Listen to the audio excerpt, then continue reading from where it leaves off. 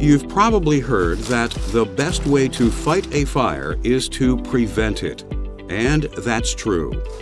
But accidents do happen and fires do start. Construction sites are especially vulnerable to fires. Because these incomplete structures are often open, it is much easier for fire to spread quickly. So if a fire starts, you need to act immediately. Fire extinguishers can enable you to act quickly and effectively to protect people and your job site. But first, you need to understand the equipment as well as how to use it. In this program, we'll discuss how a fire burns and what you can do to stop it. We'll also review the different types of extinguishers that are available and walk through how you can use them to fight a fire on your job site safely and effectively.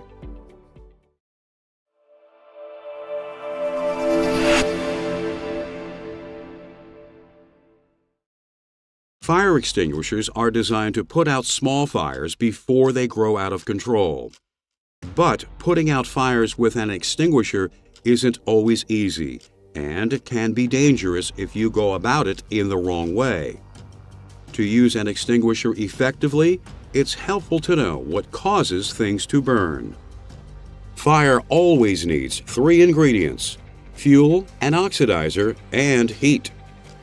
The fuel is any material that will burn, including combustible solids such as wood, paper, cardboard, and some metals.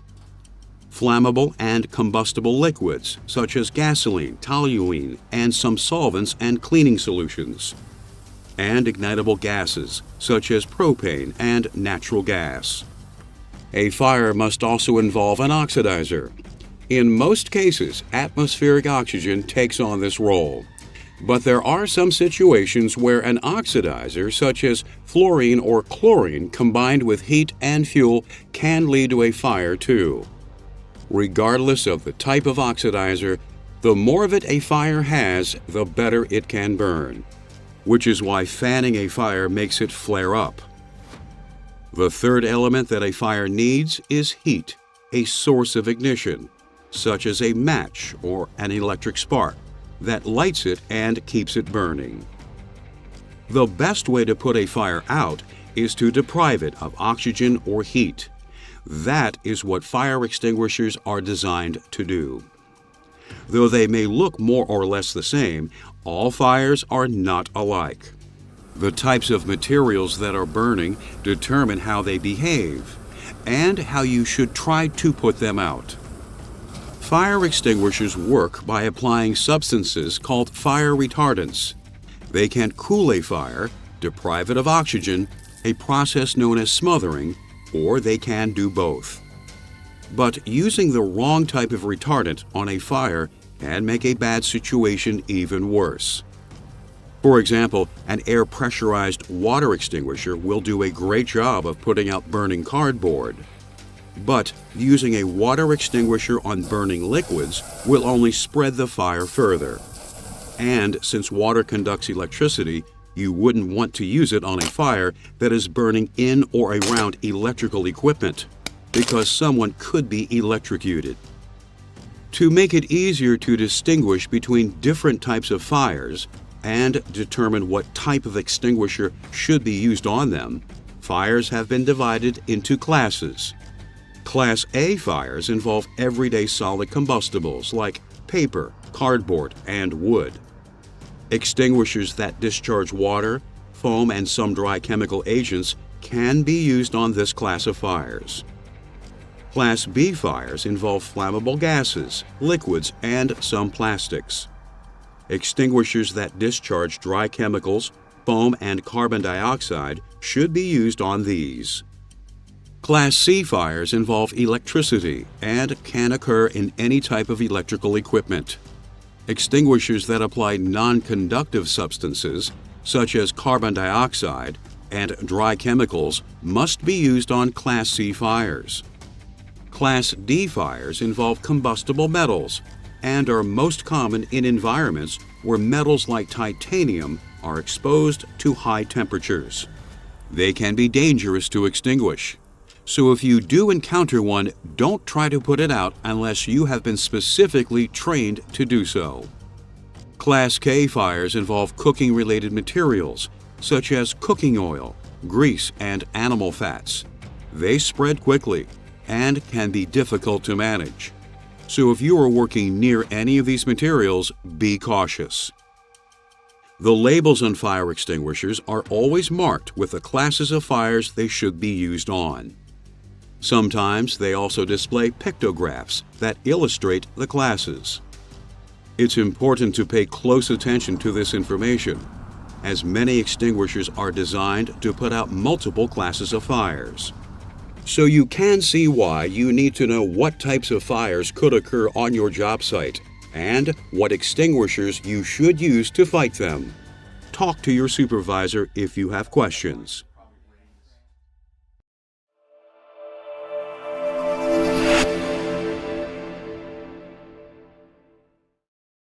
The fire extinguishers on your job site need to be appropriate for the classes of fires that are most likely to occur there.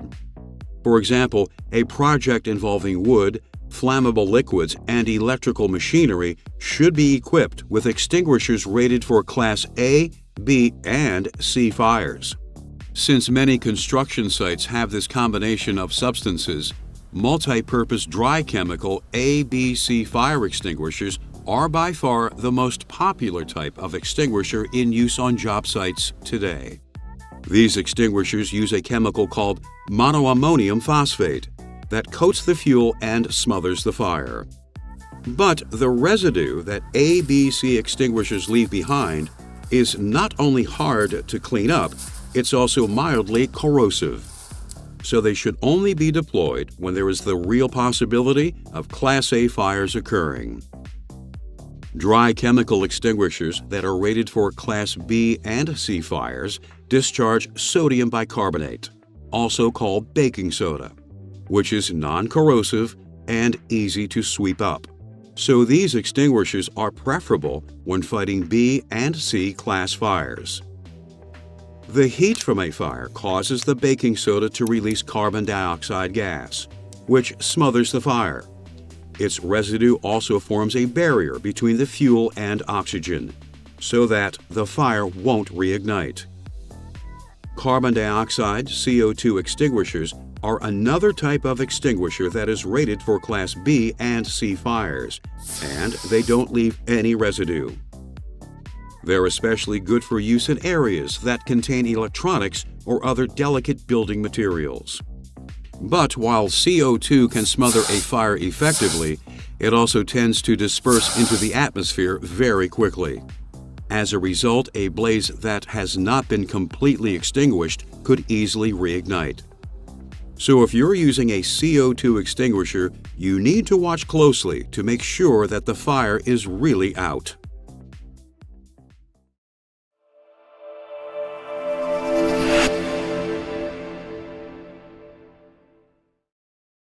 When a fire needs to be extinguished, our first instinct can often be to douse it with water. In fact, water and water-based foams are good at putting out some types of fires, but can be very dangerous if they are used on others. While water is a convenient and effective retardant for putting out Class A fires, it cannot be used safely on Class B fires that involve burning liquids, or Class C fires that occur in or near electrical equipment. So most water extinguishers have been replaced by dry chemical ABC equipment. But dry chemicals don't work well on some Class A fuels. For example, they can't reach the burning embers within a stack of paper or a pile of sawdust.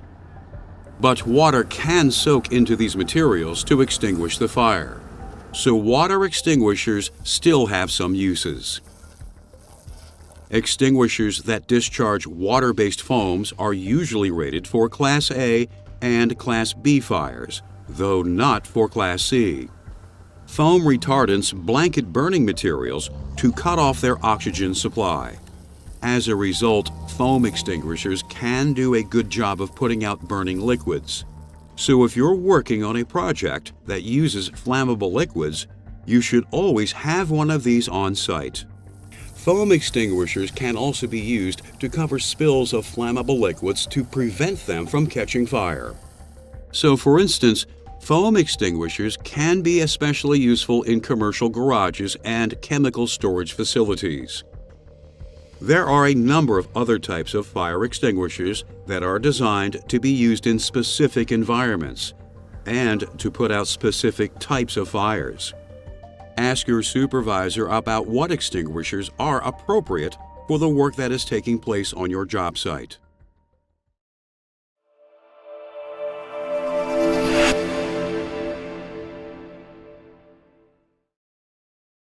While it's important to act quickly in a fire emergency, there are several things you should do before you reach for a fire extinguisher.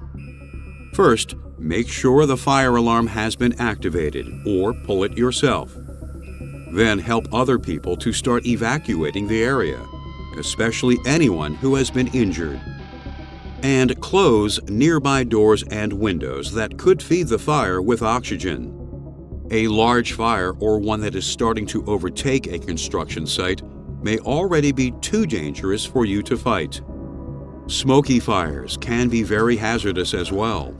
Smoke inhalation kills more people than flames do.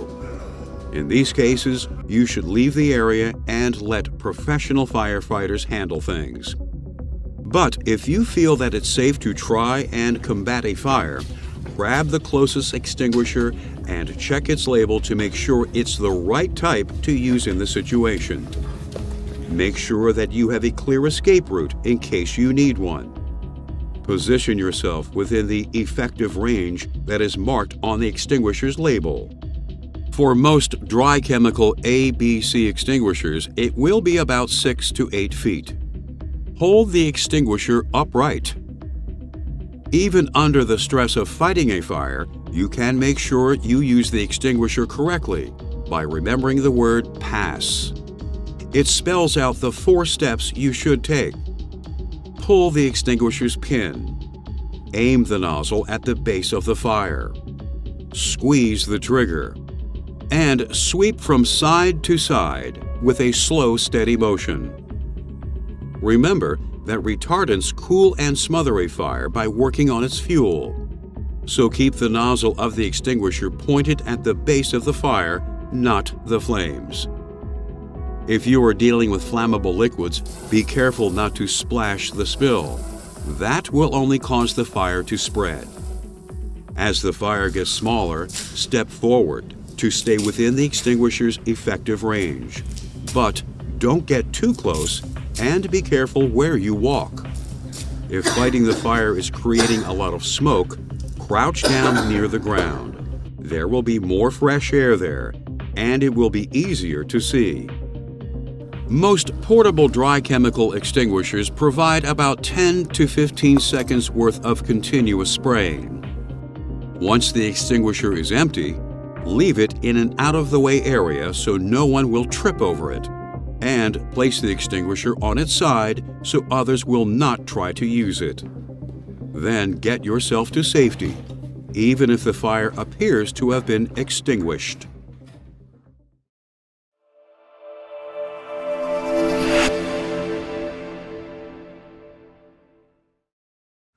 When something on a job site is burning, seconds count.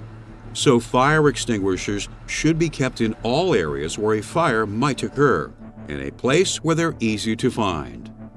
They also need to be fully charged and functional. In fact, OSHA requires all construction workers to have access to firefighting equipment, know how to report a fire emergency, and understand how to handle flammable materials safely. Extinguishers should be mounted on hangers or in marked fire extinguisher cabinets where they can be clearly seen. The Occupational Safety and Health Administration, OSHA, also has guidelines for mounting your extinguisher. The bottom of the extinguisher should be at least 4 inches off the ground. If the extinguisher is over 40 pounds, the top of the extinguisher should be no more than 3.5 feet off the ground. If the extinguisher is less than 40 pounds, The top of it should be no more than 5 feet off the ground. Never store an extinguisher on the floor, in a closet, or behind building materials. When a fire is burning, you don't want to have to search for one. You also need to be sure that all of the fire extinguishers on your site work. So regular inspections and maintenance of the equipment should be an important part of your fire prevention program. Extinguishers should be checked at least once a month to verify that they are in working order. Because many construction sites are unfinished buildings, some extinguishers are outside. Any that are located outdoors should be inspected every week. As you inspect an extinguisher, you should check that the pressure gauge indicates that it is fully charged. The locking pin and plastic tamper seal are in place. The hose and horn are undamaged and unobstructed. And all metal parts are free of corrosion. Fire codes require extinguishers to be inspected by an authorized service technician annually, and to have their cylinders pressure tested at regular intervals as well. The service tag on the extinguisher will show when it's due for its next professional inspection.